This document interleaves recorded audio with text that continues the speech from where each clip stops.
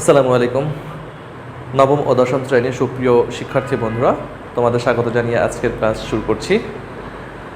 আজকেও আমরা কাজ ক্ষমতা শক্তি অধ্যায়ে কিছু গাণিতিক সমস্যার সমাধান করব। আজকে আমরা যে সমস্যাটার সমাধান করব, দেখো প্রশ্নটা বরিশাল বোর্ড 2017 সালে এসছে। আমি প্রশ্নটা পড়ছি। একটি ইঞ্জিন প্রতি মিনিটে 2000 লিটার পানি 18 মিটার উঁচু একটি দালানের ছাদে তুলতে পারে, যার কর্মদক্ষতা 70%। গ নম্বর প্রশ্নে চেয়েছে ইঞ্জিনের ক্ষমতা নির্ণয় করো।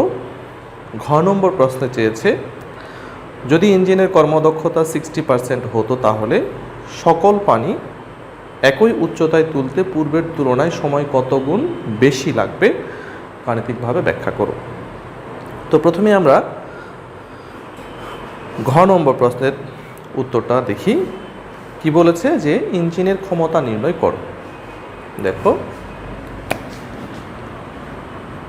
গ নাম্বার কি কি চেয়েছে এখানে সময় দেওয়া আছে, সময় টি সমান সমান প্রতি মিনিট বলেছে, তার মানে 1 মিনিট, আর 1 মিনিট মানে হচ্ছে 60 সেকেন্ড। পানির ভর দেওয়া আছে এম সমান সমান 2000 লিটার। তো এখানে 2000 লিটারকে আমরা 2000 কেজি বলতে পারি। অনেক সময় প্রশ্নের মধ্যে ইনফরমেশন দেওয়া থাকতে পারে যে 1 litre is equals two 1 KG. যদি না দেওয়া থাকে তাহলেও তোমরা এটা লিখতে পারো, কোনো সমস্যা নেই। উচ্চতা কত চেয়ে দেওয়া আছে, এইচ ইজ ইকুয়ালস টু কত, 18 মিটার। আচ্ছা 2000 লিটার, ঠিক আছে। জি ইজ ইকুয়ালস টু কত, 9.8 মিটার পার সেকেন্ড স্কোয়ার। কর্মদক্ষতা দেওয়া আছে ইঞ্জিনটির, দক্ষতা ইটা সমান সমান 70%। তো 70%কে তো আমরা 70 ডিভাইডেড বাই 100 এইভাবেও লিখতে পারি, অর্থাৎ 0.7। তাহলে ইঞ্জিনের ক্ষমতা বের করতে হবে আমাদের। ইঞ্জিনের ক্ষমতা, কিন্তু কি ক্ষমতা বের করব এখানে, আমরা ইঞ্জিনের প্রকৃত ক্ষমতাটাই বের করব। হ্যাঁ, প্রকৃত ক্ষমতা P in is equals to কত। আচ্ছা আসো, তাহলে যেহেতু কর্মদক্ষতা দেওয়া আছে, প্রকৃত ক্ষমতা যদি আমরা নির্ণয় করতে চাই তাহলে অবশ্যই আমাদের আগে কার্যকর ক্ষমতা অর্থাৎ আউটপুট ক্ষমতা যেটা, সেটা আগে বের করে নিতে হবে। তাহলে কি লিখবো, আমরা জানি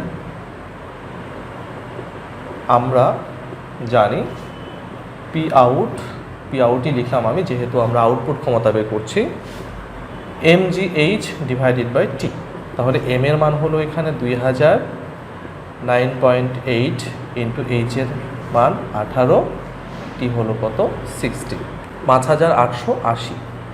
অর্থাৎ পি আউট এসছে কত, 5880 ওয়াট। আবার কি লিখবো, যে ইটা সমান সমান পি আউট ডিভাইডেড বাই কত, পি ইন। এখানে আর পার্সেন্টেজ দেওয়ার দরকার নেই, কারণ আমরা এখানে আগেই পার্সেন্টেজটার কাজ করে ফেলেছি। তাহলে P in is equals to P out divided by কত লিখবো, ইটা। তাহলে পি আউট কত পেয়েছি, 5880, আর ইটা দেওয়া আছে আমাদের 0.7। তাহলে কত হবে,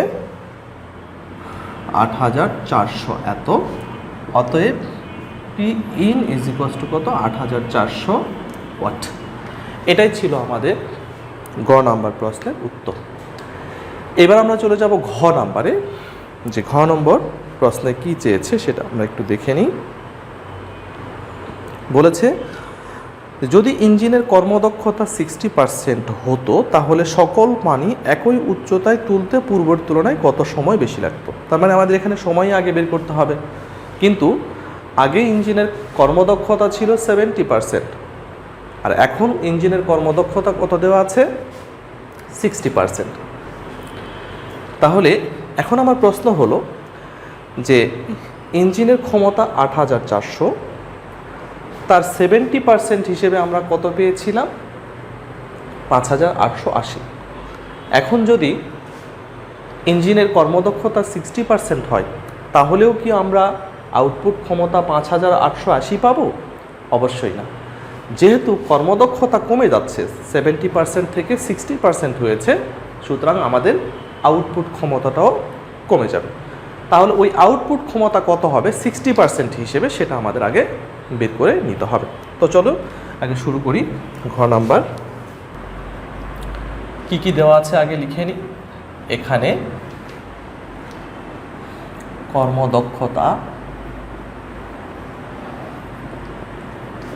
এটা সমান সমান 60%, তাহলে 60 divided by 100 is equals to 0.6।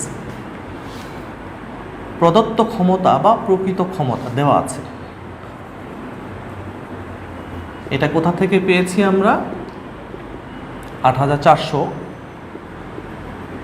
গ নাম্বার থেকে পেলাম। আমরা বের করব কি? আউটপুট ক্ষমতা, অর্থাৎ কার্যকর ক্ষমতা, P out is equals to কত? তাহলে কি লিখবো? আমরা জানি এটা is equals to P out divided by P in. তাহলে পি আউট এটা ইন্টু পি ইন, এটা হচ্ছে 0.6। পি ইন কত পেয়েছি আমরা? 8400। কত হয়? 5040 ওয়াট। তাহলে এইবার আউটপুট ক্ষমতা আমরা পাচ্ছি কত? 5040 ওয়াট। এইবার এই আউটপুট ক্ষমতা দিয়ে ওই 2000 লিটার পানিকে 20 মিটার উচ্চতায় উঠানোর জন্য, 18 মিটার উচ্চতায় উঠানোর জন্য কত সময় লাগবে সেটা আমাদের বের করতে হবে। দেখো আবার এখানে ভর এম সমান সমান কত? 2000 কেজি, উচ্চতা same, H is equals to 18 metre, G এর মান তো আমাদের জানাই আছে। আর ক্ষমতা কত? ক্ষমতা এখানে পি লিখলাম 5040 এত ওয়াট। বের করব কি আমরা? সময় টি সমান সমান কত? তাহলে কি লিখবো? আমরা জানি পি সমান সমান কত? mgh divided by T. তাহলে টিটাকে এখানে নিয়ে এসি, আর টি এর জায়গায় পিকে নিয়ে যাই, mgh ডিভাইডেড বাই পি। তাহলে এম এর মান হলো 2000, 9.8 18, আর পি হচ্ছে কত? 5040।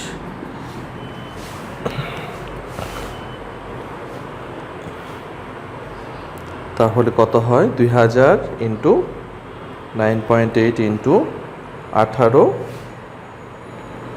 ভাগ 5040, 70 সেকেন্ড। 70। অতএব টি সমান সমান কত হলো? 70 সেকেন্ড। এখন তাহলে বর্তমানে সময় লাগতেছে, অর্থাৎ যদি ইঞ্জিনের কর্মদক্ষতা 60% হয় তাহলে সময় লাগতেছে 70 সেকেন্ড। আর যখন ইঞ্জিনের কর্মদক্ষতা 70% ছিল তখন কতটুকু সময় দিয়ে সে পানিটাকে উঠিয়েছিল? 60 সেকেন্ড। তাহলে এখন আমাদের দেখাতে হবে যে এখনকার সময় পূর্বের সময়ের কত গুণ। যে পূর্বে সময়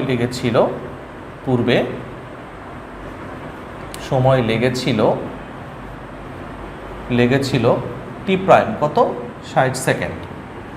অতএব T divided by T prime is equals to 70 divided by 60। তাহলে টি সমান সমান কত হবে? 167 এত টি প্রাইম। অর্থাৎ এখন সময় হয়েছে কি পূর্বের সময়ের 1.16 গুণ বেশি। তাহলে কি লিখবো আমরা অ্যান্সার? আমরা আরেকবার একটু প্রশ্নটা দেখে নিই।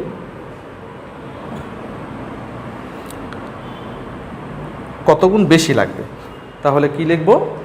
যে অতএব সময় পূর্বের তুলনায় নয় 1.167 এত গুণ বেশি বেশি লাগবে, ব্যাস লাগবে। এটা অ্যান্সার ছিল আমাদের। হ্যাঁ, তো শিক্ষার্থী বন্ধুরা, কাজ ক্ষমতা শক্তি অধ্যায়ের গাণিতিক সমস্যার সমাধান এখানেই শেষ করছি। আশা করি এই চ্যাপ্টারে যা পড়িয়েছি তোমরা বুঝতে পেরেছ। আগামী ক্লাসে আমরা আবারও নতুন কোনো চ্যাপ্টার নিয়ে আসব। তবে তার আগে আরও একটা ইনফরমেশন তোমাদেরকে দিয়ে রাখি, সেটা হলো যে এখন পর্যন্ত কাজ ক্ষমতা শক্তি অধ্যায়ের গাণিতিক সমস্যার যতগুলো সমাধান করিয়েছি অবশ্যই সেগুলোর HW করে স্কুলে জমা দিতে হবে। আমি আবার বলছি, যতগুলো সমস্যার সমাধান করেছি সেইগুলো HW করে অবশ্যই স্কুলে জমা দিবা। ততক্ষণ পর্যন্ত সবাই ভালো থাকবা, আর আশা করি সবাই HW জমা দিবা। আল্লাহ হাফেজ।